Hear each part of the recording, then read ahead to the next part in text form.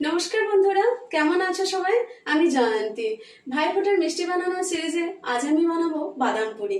আর এই বাদাম পুরির জন্য যা যা লাগবে সব আমাদের ঘরেই থাকে এবং খুব সিম্পল এবং খুব তাড়াতাড়ি হয়ে যায়। তো বন্ধুরা, তোমরাও একবার বানিয়ে দেখো ভিডিওটা দেখে। তো আমি এই বাদাম পুরি বানাবো, কোনো ময়দা ব্যবহার করব না, আটা দিয়ে বানাবো এবং আমন্ড এবং কাজু দিয়ে বানাবো। তো বন্ধুরা, চলো চটপট শুরু করি। তো বন্ধুরা, এই বাদাম পুরি বানানোর জন্য আমি প্রথমে 4-5 ঘন্টা আগে এই 10-12টা মতো আমন্ড আর 10-15টা মতো কাজু বাদাম ভেজাতে দিয়েছিলাম। এবার আমন্ডগুলোর আমি সব খোলা ছাড়িয়ে নেব প্রথমে।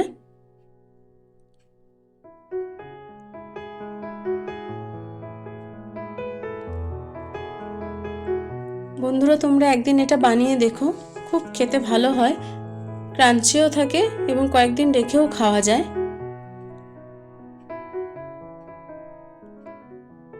আমার তো খোলা ছাড়ানো হয়ে গেছে, চলো এবার পেস্ট বানিয়ে নিই।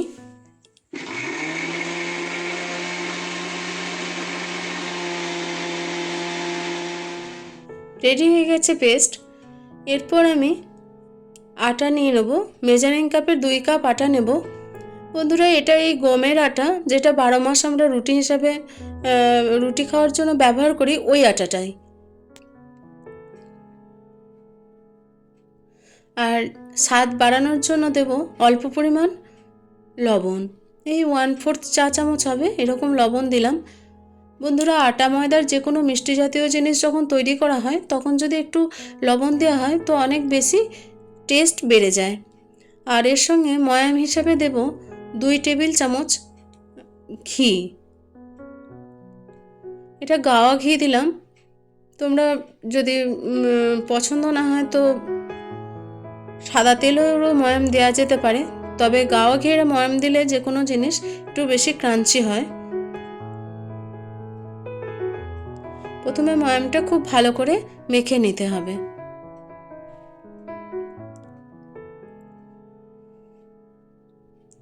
ময়াম আমার প্রায় মাখা হয়ে গেছে। বন্ধুরা দেখো, এরকম মুঠি যখন বাঁধা যাবে তখন বুঝবে মাখা হয়ে গেছে, এবং মুঠিটা বেঁধে যখন এই ফেলে দেওয়া হবে, দেখো ফেলে দিলাম কিন্তু ভেঙে গুঁড়িয়ে গেল না, দ্যাট মিন্স আমার ময়াম ভালো করে মাখা হয়ে গেছে। এবার যে পেস্টটা, বাদামের পেস্টটা ছিল, সেই পেস্টটা এর সাথে আমি মিশিয়ে প্রথমে মাখিয়ে নেব।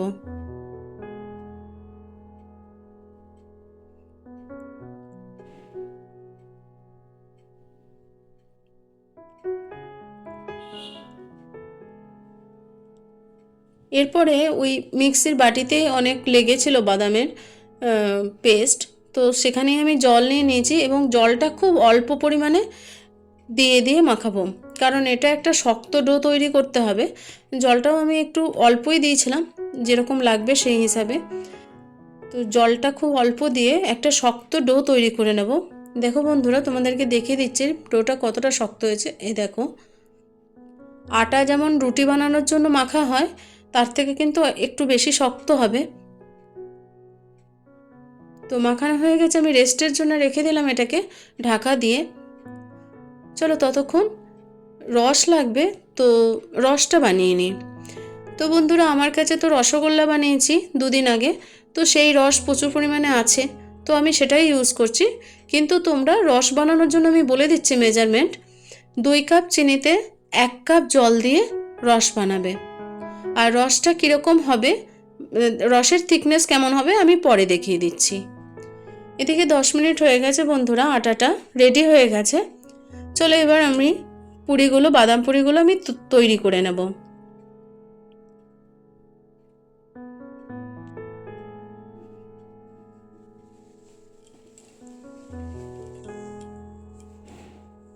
প্রথমে সমান মাপে লেচিগুলো কেটে নেব।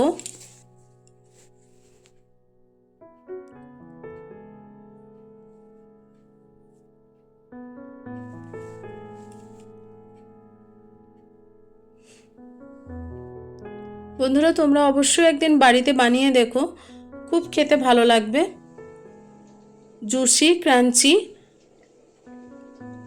খুব খেতে টেস্ট হয়। এরপর এগুলোকে গোল গোল করে নেব প্রথমে।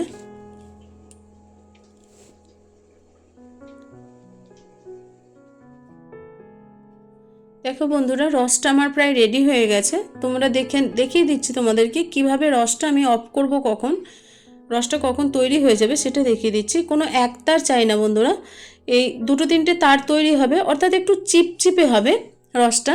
এই দেখো বন্ধুরা, একটা তার নয়, 2-3টে তার একসাথে হচ্ছে এবং চিপচিপে। এই অবস্থায় আমি গ্যাসের ফ্লেমটা অফ করে দিলাম। রস আমাদের রেডি হয়ে গেছে। চলো এবার এগুলোকে বেলে রেডি করে নিই। তো কিভাবে বেলবো এবার দেখো। অবশ্যই বন্ধুরা, এটা অল্প একটু আটা ছিটিয়ে বেলতে হবে, তাহলে আমি যে এই ভাঁজগুলো দিচ্ছি এই ভাঁজগুলো পরিষ্কার থাকবে। এবং এই দুটো কর্নার একটুখানি চেপে দেবো, আর এই মধ্যেখানের যে ভাঁজটা এটা যাতে চেপে না যায় সেরকমভাবে একটু বেলার চেষ্টা করবো। এই দেখো বন্ধুরা, ভাঁজগুলো হয়েছে।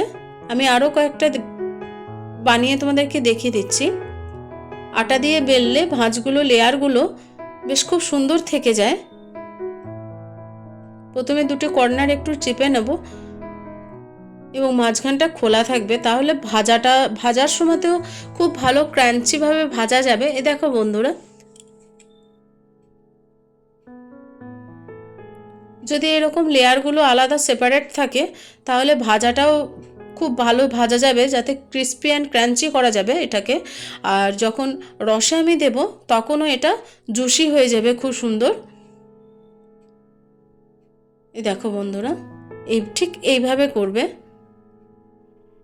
আর এই বাদামের ফ্লেভার এতে এত টেস্টফুল লাগে না, তোমরা একবার বানিয়ে দেখো, খুব ভালো লাগবে খেতে। এ দেখো, যেহেতু আমি অল্প আটা ছিটিয়ে বেলেছি, ওর জন্য সব এক জায়গা হয়ে যায়নি, প্রত্যেকটা সেপারেট রয়েছে ভাঁজ। আমি কয়েকটা বানিয়ে নিলাম। এবার চলো আমি ভাজতে শুরু করে দিই। এটা ভাজতে সময় লাগবে একটু, তো একদিক থেকে ভাজা হবে আর আমি বাকিগুলো বানিয়ে নেব। তো এখানে আমি আজকে সাদা তেলে ভাজবো। আর তেলটা কেমন গরম হবে বলে দিচ্ছি। খুব ধোঁয়া ওঠা গরম অবশ্যই করবে না, ধোঁয়া ওঠা গরম হলে হবে না, তাহলে চাই করে পুড়ে যাবে। তেলটা গরম হবে, কিন্তু তারপরেই সঙ্গে সঙ্গে আমরা কম ফ্লেম করে দেবো, মানে লো ফ্লেম করে দেবো। তো লো ফ্লেমে এটা ভাজতে হবে, উল্টে পাল্টে ভাজতে হবে যতক্ষণ না এটা ক্রিস্পি ফর্মে আসছে, ততক্ষণ পর্যন্ত এটাকে ভাজবো। হ্যাঁ, এটা শক্ত হয়ে গেছে এবং ক্রিস্পি হয়ে গেছে। তো এরপরে রসটাও অনেকটা ঠান্ডা হয়ে গেছে বন্ধুরা। একটা জিনিস গরম থাকলে অন্যটা ঠান্ডা হলে বেশ ভালো হয়। তো রসও আমার মোটামুটি ঠান্ডা হয়ে গেছে। চলো এটা আর একবার দিয়ে দিই, তারপর রসে ওটাকে আমি ডুবিয়ে নেব। দেখো রসে বন্ধুরা এইভাবে উল্টে পাল্টে দেবো, কিন্তু খুব বেশিক্ষণ রাখবো না, কারণ এতে লেয়ার আছে। তো রস অনেকটা অ্যাবজর্ব করে নেবে এবং খুব বেশি মিষ্টি হয়ে যাবে। মিনিমাম 1 মিনিট থেকে 2 মিনিটের মধ্যে অবশ্যই এগুলোকে তুলে নেব। 2 মিনিট হয়ে গেছে বন্ধুরা। এর মধ্যে আমি এগুলোকে তুলে রসটাকে, এক্সট্রা যে রসটা আছে ওই রসটা ঝরাতে দেব। এর জন্য আমি ঝাড়নিতে তুলে নিয়েছি এবং এটাকে আমি ঝরানোর জন্য রেখে দিলাম। এইভাবে বন্ধুরা পরপর সব ভাজতে থাকবো এবং ক্রিস্পি হওয়া পর্যন্ত লো ফ্লেমে, ফ্লেম আর একদম হাই করব না, ওই লো ফ্লেমেই পুরো রান্নাটা হবে।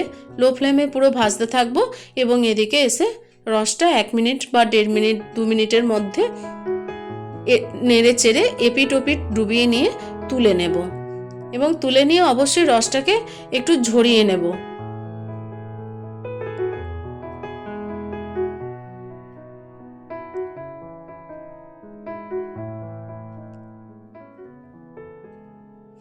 এই দেখো বন্ধুরা, এই ব্যাচটাও হয়ে গেছে। তো আমি রসটা ঝরাতে দিলাম।